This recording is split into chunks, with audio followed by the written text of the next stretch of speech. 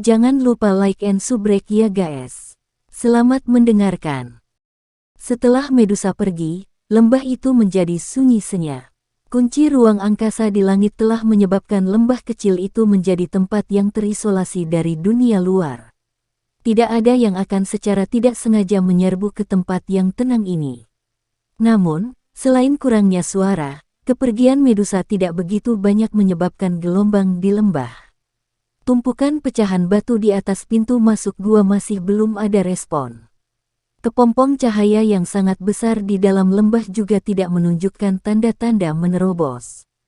Meskipun tampak mirip dengan masa lalu, siapapun dengan persepsi spiritual yang sangat kuat akan dapat menemukan bahwa dua aura yang luar biasa kuat ini diam-diam sedang disembunyikan, menunggu saat mereka akan dilahirkan kembali. Meskipun lembah telah membesarkan beberapa magical beast, mereka tidak berani mengambil bahkan setengah langkah ke lembah yang dalam karena tekanan yang dipancarkan oleh kepompong ringan. Mereka juga tidak berani mengeluarkan suara gemuruh yang terlalu keras, takut mengganggu keberadaan yang membuat mereka ketakutan. Oleh karena itu, bagian dalam lembah telah berubah menjadi tempat di mana manusia dan binatang jarang ditemukan. Rerumputan liar di lembah tumbuh dengan cepat di bawah pengaruh energi yang padat. Pada akhirnya, rumput liar menyapu kepompong tipis itu. Itu terus terjalin untuk membentuk jaring berwarna hijau di sekitar gua gunung dan kepompong terang. Dengan cara ini, sebuah kehancuran ditambahkan ke lembah ini. Hanya pusaran energi warna-warni yang sangat besar di udara yang memancarkan kehidupan. Waktu dengan cepat mengalir melewati lembah dalam yang terisolasi dari dunia luar ini. Satu hari demi hari yang lalu, musim semi menghilang dan musim gugur tiba. Tanpa disadari, sekitar setengah tahun telah berlalu sejak Medusa pergi. Dengan menghitung waktu yang lalu, retret Xiaoyan dan Ziyan hampir mencapai 1 tahun. Meskipun waktu yang lama sangat melelahkan, masih ada sedikit pun aktivitas yang tidak biasa dari lembah tersebut. Lembah sepi yang sunyi itu sepertinya diam-diam melupakan mereka. Medusa tidak kembali selama setengah tahun ini. Tidak ada yang tahu apa yang terjadi padanya. Rerumputan liar masih tumbuh di semua tempat di lembah yang dalam. Jika tidak terjadi kecelakaan, itu akan segera menempati seluruh lembah pegunungan dalam waktu singkat. Akhirnya, ia akan mengikuti dinding gunung dan memanjat keluar, tampak seperti ular hijau buta saat ia menyebar. Waktu dengan tenang mengalir di dalam lembah yang dalam dan terpencil. Pada hari tertentu, gerakan sedikit tidak biasa yang berbeda dari biasanya monoton akhirnya muncul di lembah yang dalam. Orang bisa melihat pusaran energi besar yang perlahan-lahan berputar di langit tiba-tiba mulai berhenti berputar secara bertahap. Energi megah mengalir deras seperti badai sebelum akhirnya berubah menjadi dua pilar energi seperti semburan pegunungan. Salah satu pilar energi ini dibebankan ke lembah, yang sekarang tersembunyi oleh rerumputan liar, sementara yang lainnya mendarat di atas kepompong ringan, yang ditutupi oleh rerumputan liar. Kedua pilar energi yang berukuran lebih dari 10 kaki ini menembus udara. Udara mengeluarkan suara tajam saat mereka melakukannya. Dari sini, cukup untuk melihat jenis energi besar apa yang terkandung di dalam dua pilar energi ini. Di bawah energi yang begitu besar, rumput liar di dalam lembah tiba-tiba layu dengan kecepatan yang terlihat dengan mata telanjang. Dalam beberapa napas pendek, itu benar-benar kembali ke keadaan sebelumnya. Kepompong besar berwarna ungu di lembah dan gua gunung yang terhalang pecahan batu perlahan muncul kembali. Salah satu dari dua pilar energi besar memasuki kepompong cahaya sementara yang lainnya memasuki gua. Mereka segera berhenti melakukan gerakan tidak biasa lainnya setelah itu. Pusaran energi di udara sudah benar-benar lenyap. Energi alami yang kuat di lembah juga berangsur-angsur kembali ke keadaan normalnya. Dari tampilan situasinya, sepertinya kedua orang yang membutuhkan energi dalam jumlah besar telah mencapai tahap di mana mereka kenyang. Kepompong cahaya di dalam lembah berubah warna yang semakin dalam setelah menyerap pilar energi yang sangat besar itu. Beberapa segel aneh secara bertahap muncul di permukaan kepompong ringan. Cahaya yang dipancarkan secara bertahap dari segel ini tampak sangat misterius. Tidak ada aktivitas lain setelah perubahan ini terjadi di dalam lembah.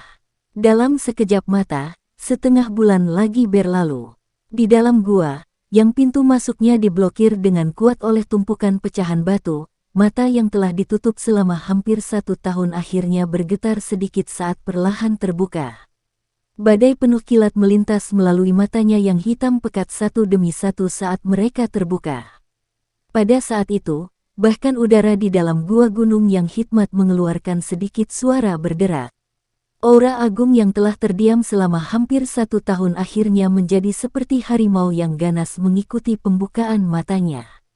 Dia perlahan mengangkat kepalanya, menghadap ke langit dan mengeluarkan suara gemuruh yang mengguncang bumi. Bahkan gua gunung mulai bergetar di bawah aura megah yang beberapa kali lebih kuat dari sebelumnya. Banyak garis retakan tebal seukuran lengan menyebar seperti sarang laba-laba dari tempat di mana pemuda berjubah hitam itu duduk dengan menyilangkan kaki. Akhirnya, mereka menyebar ke setiap sudut gua. Retak, suara kecil tiba-tiba muncul saat pemuda berjubah hitam itu duduk di atas batu hijau. Segera, banyak garis retakan kecil muncul.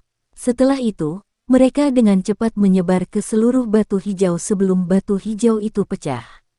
Itu berubah menjadi pecahan yang tak terhitung jumlahnya di tengah gemuruh rendah dan dalam. Pemuda berjubah hitam yang duduk di atas batu hijau itu tidak bergerak sedikit pun meskipun itu pecah. Kedua kakinya digantung di udara kosong dan dia terus melayang di udara dalam hal ini tanpa meminjam kekuatan eksternal. Ini adalah kekuatan dari Do Huang Ya. Tangan Xiao Yan perlahan bergerak. Dia merasakan toren pegunungan yang megah seperti Douqi meletus di dalam tubuhnya. Busur samar merembes keluar dari sudut mulutnya. Pada saat ini, semacam perasaan heroik memiliki segala sesuatu di tangan seseorang muncul di dalam hatinya. Kekuatan spiritual yang kuat menyapu dengan cara seperti kilat dan menyebar ke segala arah seperti badai dengan tubuhnya di tengah. Kekuatan spiritual yang kuat dengan cepat menyebar keluar dari gua dan membungkus seluruh lembah di dalamnya. Menggunakan kekuatan spiritual untuk memindai tempat itu, Xiao Yan bisa melihat kepompong cahaya berwarna ungu besar di dalam lembah. Selain itu, karena dia mengandalkan kekuatan spiritual yang sensitif, dia samar-samar bisa merasakan kehidupan yang kuat di aglomerasi di dalam kepompong. Kekuatan spiritual menyebar ke lembah. Namun, itu tidak berhenti karena itu. Sebaliknya, itu terus menuju ke pegunungan Magical Beast yang sangat besar dan menyebar di atasnya. Setelah penyebaran kekuatan spiritualnya, sejumlah adegan yang tak terhitung jumlahnya tercermin dalam kepala Xiao Yan. Tentu saja, ada cukup banyak Magical Beast yang kuat di dalam pegunungan Magical Beast. Oleh karena itu, pemindaian spiritual yang sombong oleh Xiao Yan ini tidak luput dari perhatian mereka. Karena inilah pegunungan yang luas segera mulai memancarkan banyak raungan marah yang mengguncang bumi. Tak terhitung jumlah Magical Beast peringkat rendah mulai bergetar di tengah raungan ini.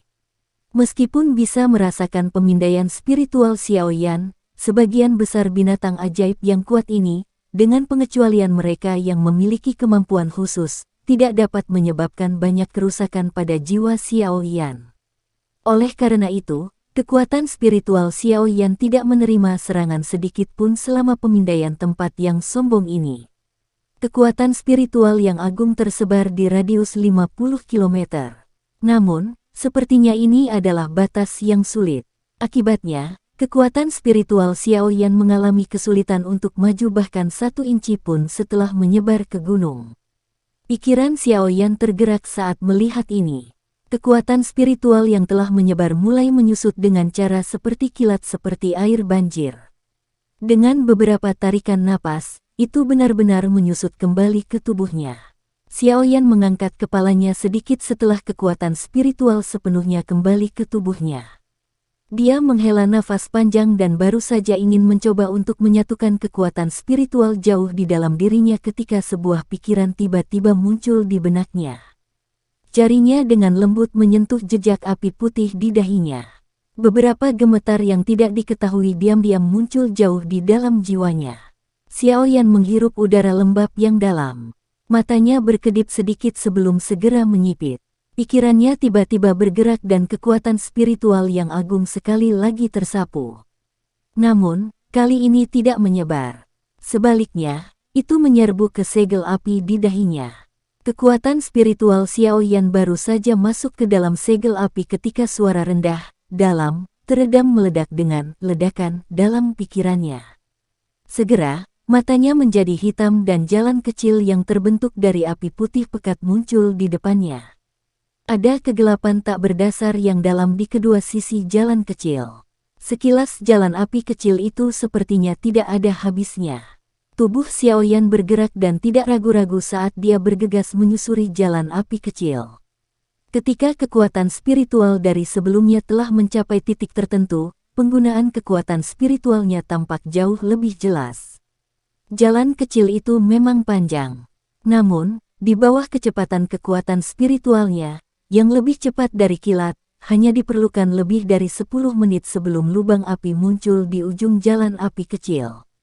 Kekuatan spiritual Xiaoyan bergetar sedikit sebelum dengan kejam menyerbu. Roh Xiaoyan menyerbu ke dalam lubang api. Api putih pekat yang menyilaukan tiba-tiba menghilang. Menggantinya adalah kegelapan yang sangat menekan. Tempat gelap ini sepertinya adalah aula yang sangat besar. Aula itu sangat luas sehingga agak menakutkan. Pilar batu yang panjangnya lebih dari 1000 kaki mencapai ke langit karena menopang aula yang luar biasa besar ini. Aula ini ditutupi dengan kumpulan cahaya yang tak terhitung jumlahnya yang dibungkus dengan cahaya hijau giok.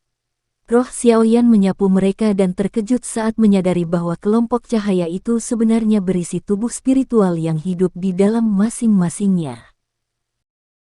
Semangat Xiaoyan berguling-guling karena pemandangan yang mengejutkan ini. Rohnya dengan sigap menyapu tempat itu.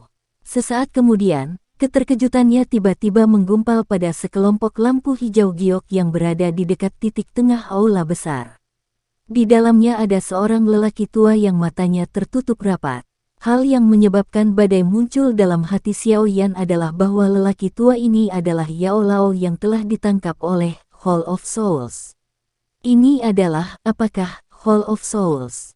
Roh Xiaoyan mengeluarkan suara yang membosankan.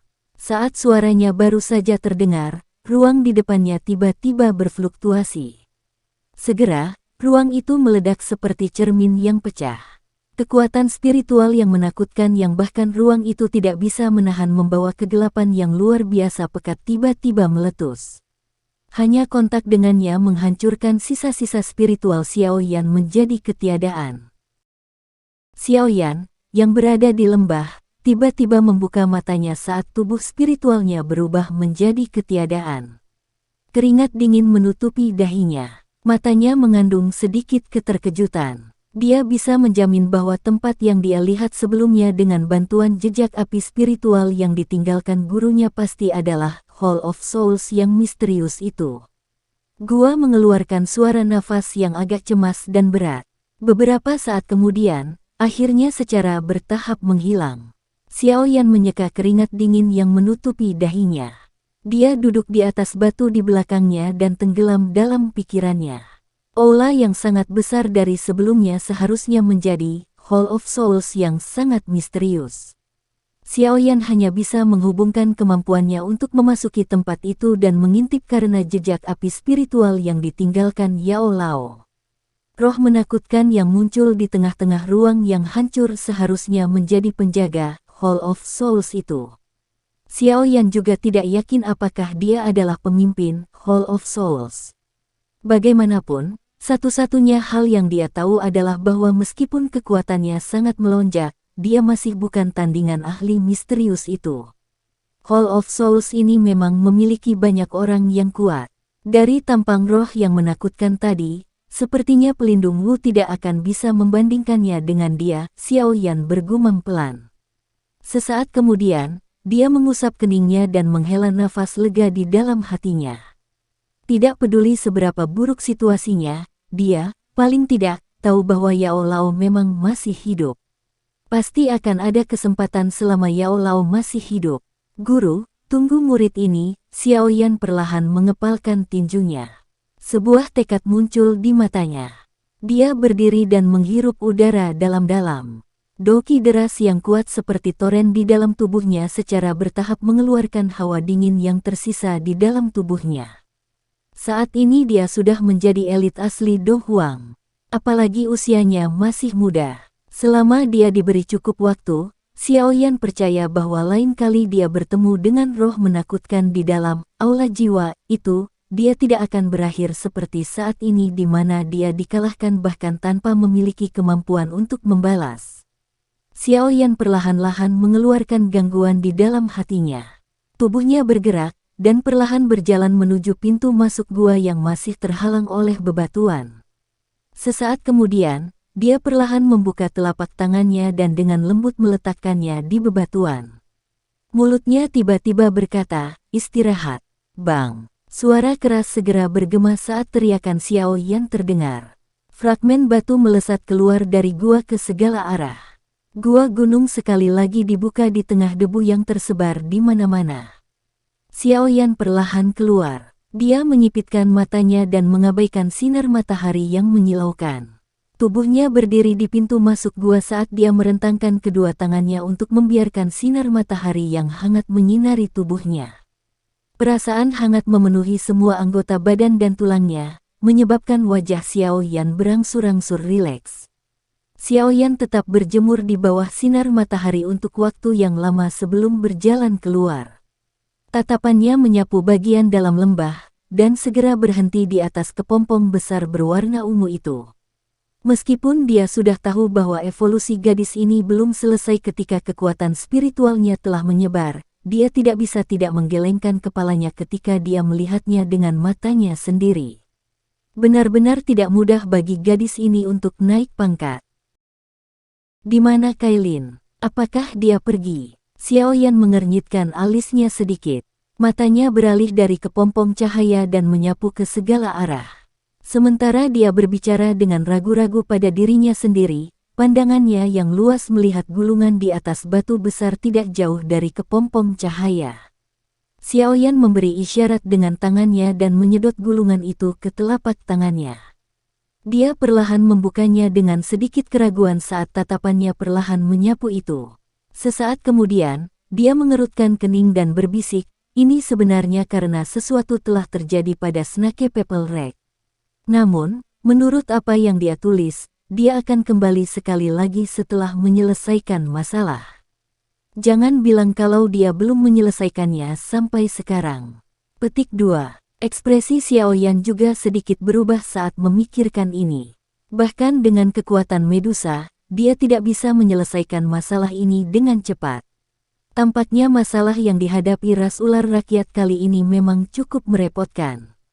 Xiaoyan menyimpan gulungan itu ke dalam cincin penyimpanannya setelah mendapatkan pemahaman tentang seluruh masalah. Dia melihat kepompong ringan di sisinya dan tanpa daya menggelengkan kepalanya. Dia berkata, "Lupakan, izinkan saya untuk melindungi Anda untuk jangka waktu tertentu. Kalau tidak, saya juga akan merasa tidak nyaman pergi sekarang. Secara kebetulan, saya baru saja menerobos ke kelas Do Huang dan masih membutuhkan waktu untuk melatih doki di dalam tubuh saya." Begitu dia mengatakan ini, tubuh Xiaoyan bergerak dan muncul di atas batu besar di lembah sebelum dia perlahan menutup matanya. Xiaoyan dengan lancar keluar dari retretnya dan berhasil maju ke kelas Do Huang. Namun, dia tidak pergi sendiri setelah mempertimbangkan Ziyan kecil. Sebaliknya, dia memilih tetap tinggal di lembah untuk merawat Ziyan. Dia juga akan menggunakan kesempatan untuk menggiling dan terbiasa dengan doki di dalam tubuhnya yang telah melonjak. Waktu masih mengalir dengan tenang di dalam lembah. Namun, lembah saat ini tidak diragukan lagi lebih hidup dibandingkan sebelumnya. Asal mula keaktifan ini secara alami adalah suara destruktif yang tercipta di sekitar lembah sementara Xiaoyan melatih dokinya. Waktu dengan cepat mengalir melalui jari seseorang di tengah pelatihan kekuatan Xiaoyan ini. Tanpa disadari, setengah bulan lagi telah berlalu. Kepompong ringan itu, yang benar-benar kosong dari aktivitas, akhirnya berubah dengan cara yang menyebabkan Xiao Yan bersukacita selama periode waktu ini. Tidak hanya cahaya pada segel di permukaan kepompong cahaya menjadi semakin padat, tetapi ada sedikit garis retakan yang menyebar samar. Garis retakan juga memancarkan butiran cahaya ungu. Dari kelihatannya situasinya, sepertinya tidak akan lama sampai Ziyan keluar dari kepompong. Seseorang berjubah hitam tergantung di udara di atas lembah. Pada saat ini, tangannya dengan cepat membentuk segel tangan yang rumit.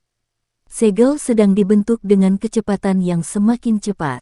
Pada akhirnya, beberapa bayangan bahkan muncul. Ekspresi Xiao Yan serius saat dia melihat segel terbang di tangannya. Kemerahan muncul di wajahnya dan beberapa keringat tebal terbentuk di dahinya. Kelelahan Doki karena segel tangan ini cukup menakutkan. Segel tangan terbang tiba-tiba berhenti pada saat tertentu sementara Xiao Yan berteriak, "Segel pembalik laut."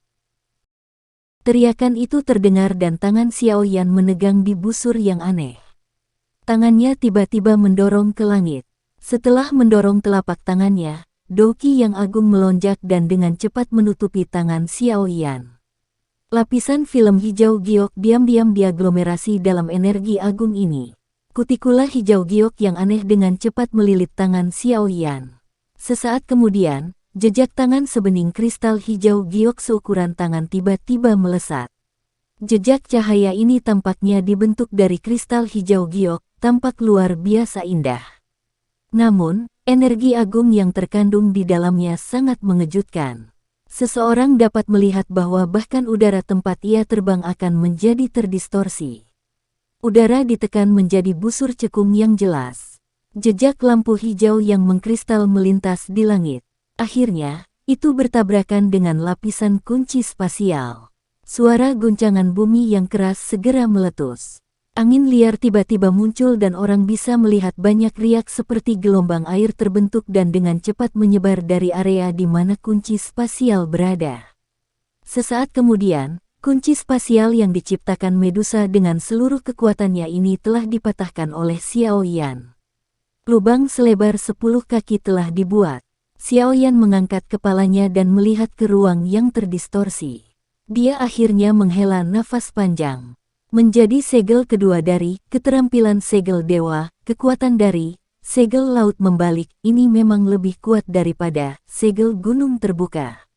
Itu memang layak menjadi teknik Dou yang kuat yang mengharuskan seseorang menjadi Dou Huang elit untuk berlatih. Xiao Yan telah menghabiskan sebagian besar waktunya selama 2 bulan ini untuk berlatih keterampilan segel dewa. Namun, ini adalah pertama kalinya dia berhasil melepaskannya. Meskipun ini adalah pertama kalinya dan masih belum sempurna, dia sudah memiliki kekuatan seperti itu. Orang bisa membayangkan kekuatan macam apa yang akan dimiliki begitu Xiao Yan mempraktikkannya sampai dia mencapai penguasaan penuh. Xiao Yan telah mengalami kesulitan dari keterampilan segel dewa ini ketika dia mulai berlatih segel gunung terbuka saat itu. Karenanya, dia sudah siap secara mental. Dia hampir tidak bisa dianggap telah mencapai tahap di mana dia bisa menggunakan Open Mountain Sail sesuka dia. Di sisi lain, dia bahkan belum mencapai penguasaan awal dari Flipping Sea Sail ini. Mungkin sulit untuk skill itu memiliki banyak dampak ketika dia melawan musuh di masa depan. Sepertinya saya perlu berlatih dengan benar. Jika saya bertemu elit Dou Zong di masa depan, Flipping Sea Sail ini mungkin bisa mencapai hasil yang mengejutkan. Xiao Yan mengepalkan tangannya dan bergumam lembut. Ini sudah larut. Aku akan berlatih sampai di sini hari ini. Xiao Yan mengangkat kepalanya untuk melihat ke langit sebelum tertawa pelan. Tubuhnya baru saja mendarat ketika seluruh lembah bergetar hebat. Xiao Yan juga terkejut saat merasakan getaran yang tiba-tiba ini. Tatapannya langsung tertuju ke bawah. Kepompong cahaya berwarna ungu di tengah lembah itu memancarkan cahaya terang dan kuat pada saat ini. Apakah dia akan berhasil maju? Adegan tiba-tiba yang muncul menyebabkan keterkejutan di mata Xiao Yan menjadi semakin padat. Akhirnya ada aktivitas dari gadis ini. Mengikuti cahaya yang lebih kuat dari kepompong cahaya, suara retakan kecil akhirnya muncul. Dengan segera, garis retakan kecil yang menutupi kepompong ringan itu segera pecah. Sinar ungu cerah yang tak terhitung jumlahnya memancar dari garis retakan dan melesat ke langit. Untungnya, masih ada kunci spasial untuk memblokirnya. Kalau tidak, aktivitas yang tidak biasa ini pasti akan menarik banyak perhatian. Semakin banyak garis retak muncul. Akhirnya, lapisan cangkang kokon besar itu tiba-tiba terlepas. Setelah potongan pertama terlepas, reaksi berantai tampaknya telah terjadi pada kepompong ringan ini. Kepompong cahaya dengan cepat retak, dan pilar cahaya berwarna ungu tiba-tiba melesat ke langit sebelum bertabrakan dengan kunci spasial. Kunci spasial memancarkan riak satu demi satu.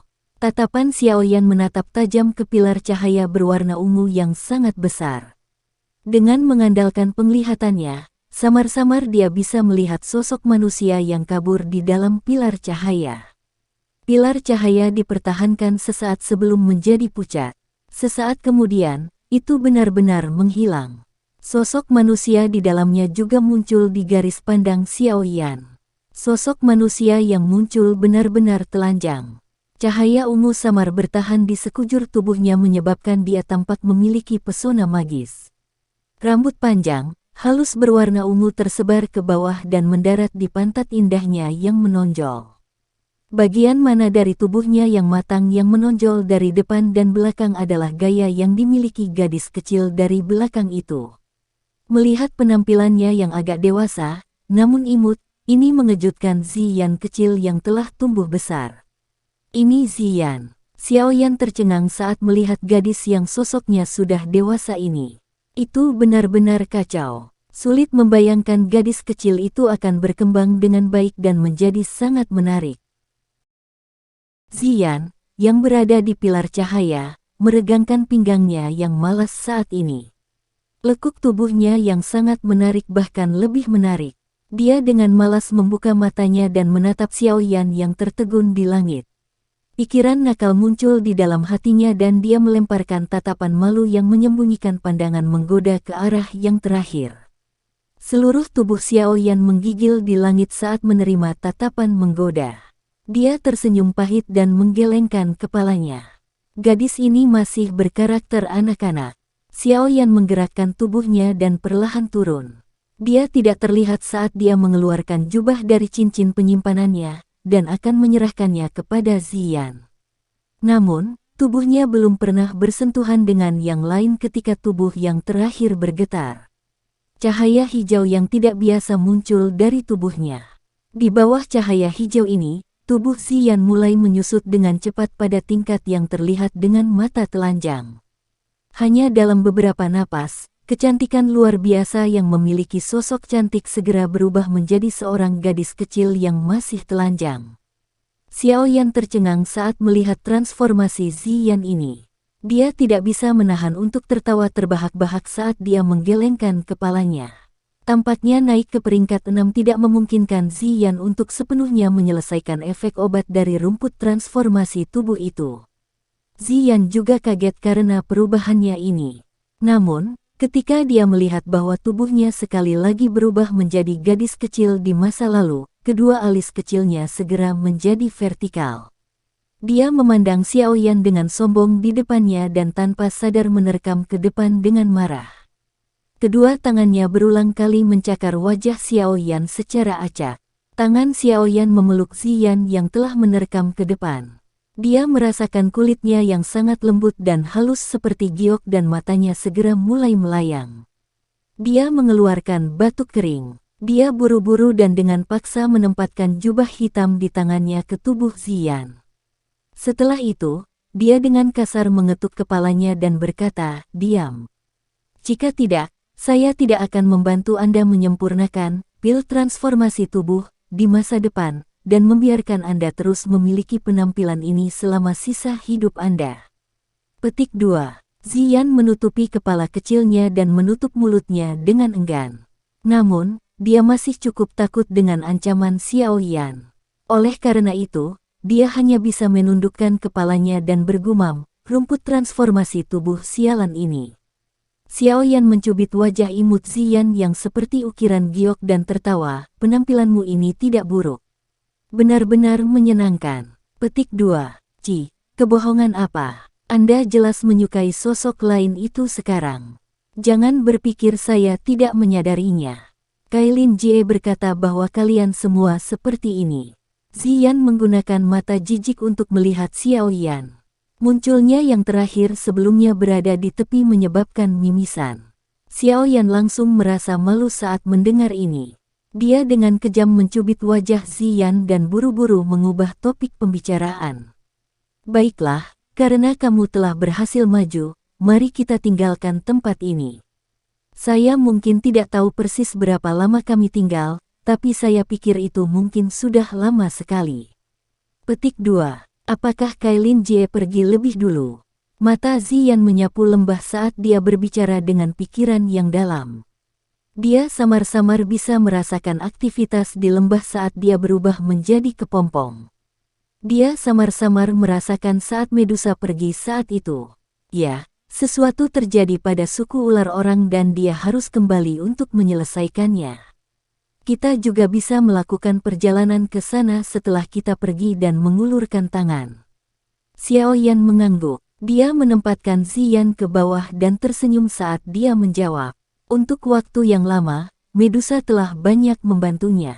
Selain itu, meskipun dia dipaksa untuk melakukan hal itu saat itu, tidak mungkin untuk benar-benar bertindak seperti itu hanya malam yang penuh nafsu tidak peduli bagaimana orang mengatakannya.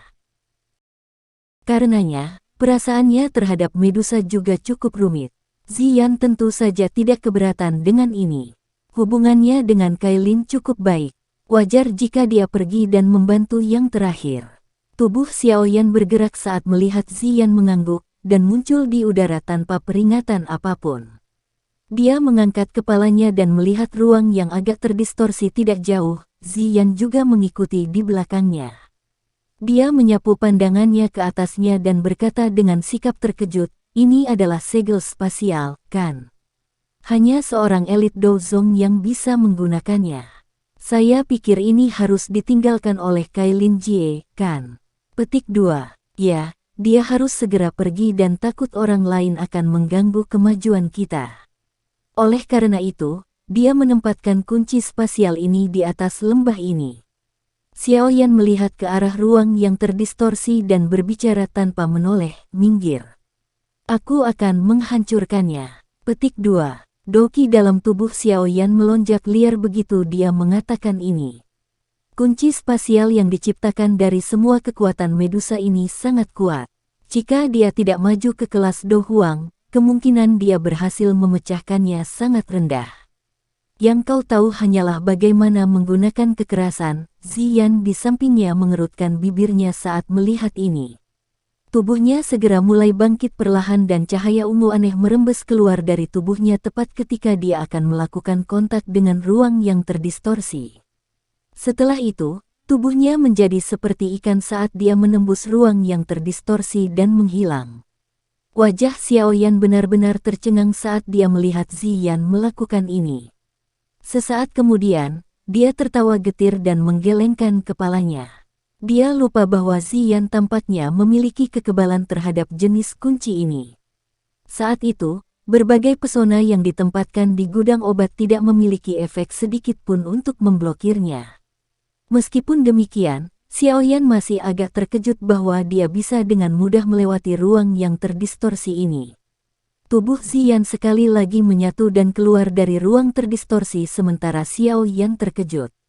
Dia mengulurkan tangan kecil seputih salju ke arah Xiao Yan dan dengan sombong tertawa, ikuti aku akan membawamu keluar. Xiao Yan juga tersenyum saat melihat ini tapi dia tidak menolak tawarannya.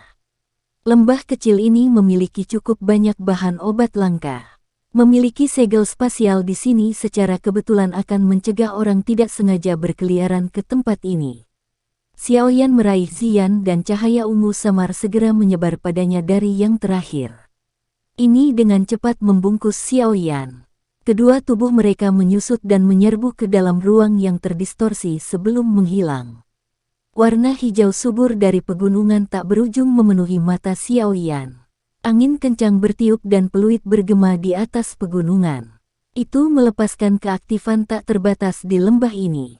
Ruang di udara dari wilayah rahasia antara beberapa puncak gunung di dalam pegunungan tiba-tiba berfluktuasi. Dua sosok manusia perlahan muncul. Mata mereka bergerak ke segala arah, dan mereka merasakan angin sejuk yang bertiup ke arah mereka. Tubuh mereka terasa ringan seperti mereka bisa hanyut. Kami akhirnya keluar. Xiaoyan tidak bisa membantu tetapi menghela nafas lega saat dia melihat pegunungan yang luas. Setelah tinggal cukup lama di dalam gua, dia hampir lupa seperti apa perasaan angin yang bertiup di seluruh tubuhnya. Ziyan di sampingnya secara acak menyapu pandangannya. Dia diam-diam menghela nafas lega ketika dia tidak menemukan magical beast di sekitarnya. Dia masih ingat gelombang binatang buas yang menakutkan yang dia dan Kailin lakukan di dalam pegunungan magical beast sebelum dia berubah menjadi kepompong. Bahkan Medusa hanya bisa membawanya dan melarikan diri di bawah gelombang raksasa itu. Meskipun sudah maju, dia masih tanpa sadar merasakan kulit di kepalanya menjadi mati rasa ketika dia memikirkan magical beast yang padat dan gila. Ayo pergi. Xiaoyan tidak memperhatikan tindakan kecil Ziyan. Setelah menentukan arah mereka, dia melambai ke arahnya dan sepasang sayap api langsung terentang. Setelah itu, dia terbang menuju pintu keluar pegunungan. Ziyan di belakang dengan hati-hati mengamati sekelilingnya sebelum buru-buru mengikutinya. Kedua sosok manusia itu berubah menjadi sinar cahaya yang terbang melintasi langit. Kecepatan tinggi mereka membawa tekanan angin yang meninggalkan riak di lautan pepohonan di bawah mereka. Namun, tubuh Xiaoyan tiba-tiba berhenti setelah terbang sekitar 3 hingga 5 menit. Ziyan di belakang tidak bisa bereaksi tepat waktu dan membanting punggung Xiaoyan. Apa yang sedang kamu lakukan? Ziyan mengusap dahinya dan menggerutu. Sepertinya agak terlalu sepi. Xiaoyan menyipitkan matanya dan perlahan berkata. Matanya menyapu sekelilingnya saat dia melakukannya. Dia belum pernah mendengar satupun raungan binatang sejak dia keluar dari lembah. Situasi seperti ini mungkin sangat normal jika muncul di tempat lain. Namun, itu jelas tidak benar jika muncul dalam pegunungan Magical Beast yang tercakup dalam Magical Beast. Ziyan juga merasa ada yang tidak beres saat mendengar ini. Alis kecilnya vertikal saat dia merasakan sekelilingnya sejenak. Dia mengangguk dan berkata, ya, lingkungan sekitar tidak memiliki aura Magical Beast. Terlebih lagi, dia tiba-tiba mengernyitkan hidung kecilnya ketika dia mencapai titik ini. Sepertinya ada bau yang tidak biasa di udara. Xiaoyan awalnya kaget saat mendengar ini. Dia sedikit mengernyitkan alisnya dan menghirup udara. Ekspresinya berubah beberapa saat kemudian. Dia berbicara dengan cara yang gelap dan serius, jangan menghirupnya ke dalam tubuhmu. Udaranya bercampur dengan gas beracun, tapi sangat redup. Apa sebenarnya yang terjadi? Pikiran ini bergejolak di dalam hatinya. Misteri yang tiba-tiba muncul menyebabkan hati Xiaoyan merasakan tekanan. Untuk beberapa alasan yang tidak diketahui, dia berulang kali merasakan sedikit ketidaknyamanan. Setelah merenung sejenak, dia melambaikan tangannya dan berbicara dengan suara yang dalam, ayo pergi. Kita akan pergi ke kota kecil Qingshan untuk melihatnya dulu. Dalam situasi ini, sepertinya dia harus mencari tempat di mana ada orang untuk mendapatkan suatu informasi.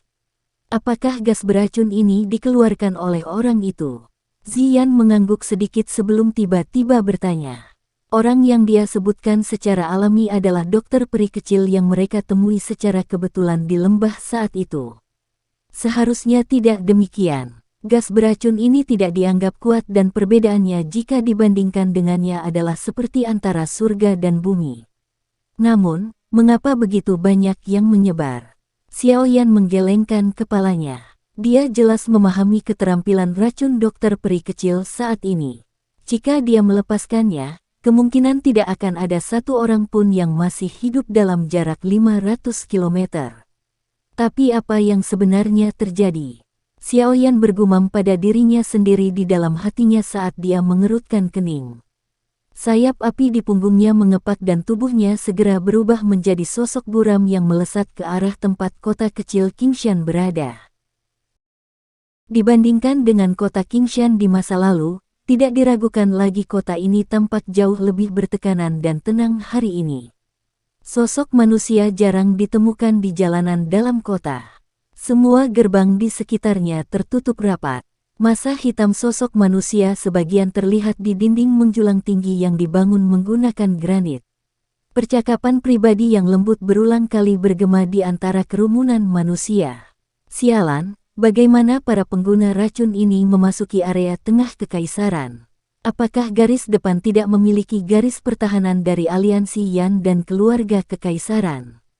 Petik 2. 3 kerajaan besar telah bergandengan tangan untuk menyerang kekaisaran Magia. Terlepas dari seberapa kuat aliansi Yan, ada batasan untuk tenaga mereka. Bagaimana mereka bisa menjaga setiap posisi? 10 lebih bajingan ini seharusnya menyelinap melalui celah. Petik 2. Apa yang kita lakukan sekarang? Melihat lencana di dada orang-orang ini, ada Master Racun Bintang 4. Selain seorang ahli di kelas doang, siapa yang bisa menghadapi Master Racun tingkat ini? Petik 2. Kota Qingshan kita saat ini hanya memiliki pemimpin perusahaan Yan Cheng yang merupakan bintang 8 Dowling. Yang lainnya kebanyakan berada di kelas Dousi atau kelas Dadosi. Jika Master Racun Bintang 4 itu menyebarkan kabut racun, kemungkinan banyak orang yang hadir akan segera diracuni dan jatuh pingsan. Petik 2. Sialan, jika benar-benar tidak memungkinkan, kita akan bertarung habis-habisan dan bertarung dengan mereka. Kami memiliki banyak orang, apakah kami masih perlu takut dengan 10 plus dari mereka? Petik 2. Mereka sungguh-sungguh berharap kami membuka gerbang sendiri. Ini bukan seolah-olah Anda tidak menyadari betapa menakutkannya seorang ahli racun. Mereka berspesialisasi dalam berperang melawan kelompok sendirian. Jika ini bukan situasi di mana pihak lain menekan mereka dengan kekuatan absolut, tidak akan mudah untuk membunuh mereka. Petik 2. Sekelompok besar tentara bayaran besar berwajah dingin dikelilingi di tengah-tengah massa hitam kepala manusia. Mereka memiliki lencana perusahaan tentara bayaran serupa di dada mereka. Jika seseorang melihat dengan cermat, mereka secara mengejutkan telah diselamatkan oleh perusahaan mercenari pertempuran berdarah yang telah diselamatkan Xiao Yan saat itu. Pria paruh baya di posisi pemimpin adalah pemimpin perusahaan dari perusahaan mercenari pertempuran berdarah, Yan Cheng.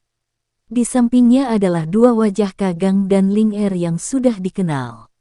Pada saat ini, semua tatapan dilemparkan ke 10 plus sosok manusia di luar dinding. Wajah mereka agak jelek. Paman kedua, apa yang harus kita lakukan? Ini bukanlah solusi untuk terus menjaga dengan cara ini. Dikabarkan bahwa cukup banyak master racun telah menyelinap ke pegunungan Magical Beast Mountain ini. Baru-baru ini, ada laporan tentang kota-kota kecil yang dicuci dengan darah. Metode keji ini adalah sesuatu yang hanya bisa dilakukan oleh orang mesum ini. Mata cerah Ling Er dengan kejam melihat 10 lebih sosok manusia di bawah dinding sementara dia berbicara dengan nada yang agak cemas. Apa lagi yang bisa kita lakukan selain mempertahankan tempat ini sampai kita mati? Apakah Anda tidak melihat bahwa mereka memiliki master racun tingkat 4 di antara mereka? Master racun dari tingkat ini adalah seseorang yang bahkan saya tidak memiliki banyak kesempatan untuk menang. Hari ini, jika pihak lain memiliki seorang ahli yang bisa terbang dan tembok tinggi yang dibangun khusus, yang dibangun untuk bertahan dari serangan Magical Beast, di sekitar kota Qingshan tidak ada, kemungkinan mereka akan lama menyerang dan memulai pembantaian. Ekspresi Yan Cheng sangat suram saat dia berbicara. Sekarang, kita hanya bisa menunggu. Tempat ini adalah bagian dalam kekaisaran Magia. Selama kita bertahan untuk jangka waktu tertentu, mungkin ada ahli dari aliansi Yan yang akan datang dan menyelamatkan kita. Petik 2. Ling Er tertawa getir di dalam hatinya. Dia diam-diam menghela nafas. Saat ini, sebagian besar ahli dari Yan Alliance ditunda oleh para ahli dari 3 kerajaan besar. di mana ia akan menemukan kelebihan kekuatannya. Petik 2. Namun, ketika semua orang mendiskusikan sebuah rencana, 10 lebih sosok manusia berjubah abu-abu di bawah dinding akhirnya mulai menunjukkan beberapa aktivitas. Seorang lelaki tua, yang mengenakan lencana kelabang beracun dengan 4 garis warna-warni di dadanya, perlahan berjalan ke depan. Mata segitiga gelap dan dinginnya melirik ke dinding saat suara mengerikan yang menusuk telinga perlahan-lahan keluar. Suara itu segera bergema di telinga semua orang di dinding. Kami akan memberi kalian waktu 10 menit untuk memutuskan apakah kalian akan membuka gerbangnya sendiri, atau diriku yang dulu akan mengeluarkan kabut beracun dan membiarkan semua orang di kota kecil ini mati karena tindakan bodohmu. Orang tua berjubah abu-abu itu perlahan menutup matanya setelah suaranya terdengar. Dia tidak peduli tentang keributan macam apa yang ditimbulkannya di dinding. Waktu perlahan berlalu. Pria tua berjubah abu-abu itu perlahan membuka matanya setelah 10 menit. Wajah keriputnya tanpa sadar menampakkan senyuman kejam ketika dia melihat tembok itu tidak bereaksi. Suaranya gelap dan dingin saat dia berkata, "Apakah menurutmu tembok kota mampu melindungi kalian semua?" Cahaya hijau yang tidak biasa muncul di wajah lelaki tua itu begitu dia mengatakan ini. Dia segera melambaikan lengan bajunya dan kabut racun hijau pekat besar muncul. 10 individu muda berjubah abu-abu di belakang lelaki tua itu segera menjerit dalam-dalam ketika kabut racun muncul. Mereka melambaikan kedua tangan mereka, membawa angin liar bersamanya. Saat angin liar ini bertiup, kabut racun berwarna hijau mulai menyebar secara bertahap sebelum akhirnya bertahan di atas tembok kota. Gunakan doki untuk menutupi tubuhmu. Jangan bernapas. Ekspresi Yan Cheng segera berubah drastis saat dia berteriak keras saat melihat kabut racun berwarna hijau yang perlahan melayang. Para tentara bayaran di dinding dengan tergesa-gesa menggerakkan doki di dalam tubuh mereka dengan seluruh kekuatan mereka ketika mereka mendengar teriakan keras Yan Cheng. Setelah itu, mereka membungkus tubuh mereka dengan doki mereka. "Cek-cek, kamu benar-benar ingin memblokir racun ular hijau milikku yang lama dengan kekuatan tentara bayaranmu yang biasa-biasa saja." Orang tua berjubah abu-abu itu tertawa terbahak-bahak saat melihat ini. Dia melambaikan lengan bajunya dan 10 orang di belakangnya melakukan yang terbaik untuk merangsang doki di dalam tubuh mereka. Setelah itu, mereka menciptakan gelombang demi gelombang angin liar yang meniup kabut racun berwarna hijau ke atas. Kabut racun naik dan akhirnya mulai mencapai ketinggian tembok beberapa saat kemudian. Itu segera membungkus banyak tentara bayaran dengannya. Cukup banyak tentara bayaran yang lemah mulai menunjukkan tanda-tanda pusing pada saat kontak. Sesaat kemudian, mereka benar-benar jatuh dengan kepala lebih dulu ke tanah dan pingsan. Wajah Yan Cheng juga menjadi semakin jelek saat melihat ini. Dia mengatupkan giginya dan dengan kejam berkata, "Sialan, pergilah sekuat tenaga dan bertarunglah dengan para bajingan ini. Saudaraku, ikuti aku dan serang." Petik 2. Ling Er di samping membuka mulutnya sedikit ketika dia mendengar ini. Namun, dia hanya bisa menghela nafas dengan cara yang berbeda. Master racun tingkat 4 dapat dianggap sebagai kekuatan militer utama bahkan jika ditempatkan di medan pertempuran di depan. Kekuatan bertarung mereka secara alami luar biasa. Dengan hanya tentara bayaran ini dari perusahaan mercenari pertempuran berdarah mereka kemungkinan besar hanya akan mencari kematian dengan pergi. Namun, jika tidak, kabut racun ini cepat atau lambat akan menyebabkan mereka semua kehilangan kekuatan bertarung mereka. Pada saat itu, mereka akan mati dengan lebih menyedihkan. Wajah para anggota dari Bloody Battle Mercenary Company bergetar setelah mendengar suara Yan Cheng. Mereka dengan marah mengangguk saat mereka mengencangkan cengkeraman mereka pada bilah tajam mereka. Orang tua berjubah abu-abu di bawah melihat keributan di dinding dan kekejaman di matanya menjadi lebih padat. Selain ahli Dowling, yang diam-diam sedikit dia khawatirkan, dia bisa mengambil nyawa orang-orang yang tersisa di sana dengan lambaian tangannya. Orang tua berjubah abu-abu itu tertawa buas di dalam hatinya. Gelombang kabut berwarna hijau lainnya muncul. Perasaan sunyi di dalam hati orang-orang di dinding itu tanpa sadar menjadi lebih padat saat melihat ini. Bajingan tua ini benar-benar berpikir untuk membantai mereka semua. Cukup banyak tentara bayaran mulai mengeras. Mereka berencana untuk turun dan mempertaruhkan nyawa mereka setelah melihat perlahan-lahan naiknya gugusan kabut beracun hijau terang kedua. Setelah sering menjilat darah dari bilahnya, mereka tidak merasakan ketakutan sedikit pun meskipun mengetahui bahwa tindakan mereka ini mencari kematian. Bagaimanapun, mereka akan mati tidak peduli apa yang mereka lakukan. Suhu langit tiba-tiba naik dengan cepat sementara semua orang bersiap turun dari tembok. Menyusul kenaikan suhu, kabut racun hijau pekat mulai mengeluarkan suara cici. Segera, itu menjadi seperti salju dalam minyak mendidih karena tersebar dengan cepat. Adegan mendadak itu membuat kedua belah pihak dikejutkan. Mereka saling memandang dengan wajah bingung. Dua sosok manusia buram tiba-tiba melintas dari arah pegunungan Magical Beast sementara semua orang masih bingung. Dalam beberapa napas, kedua orang ini muncul di langit di atas kota kecil. Pakar Dowangs. Semua orang melihat sepasang sayap doki di belakang kedua orang ini saat sosok mereka muncul. Mereka segera mengeluarkan gelombang seruan.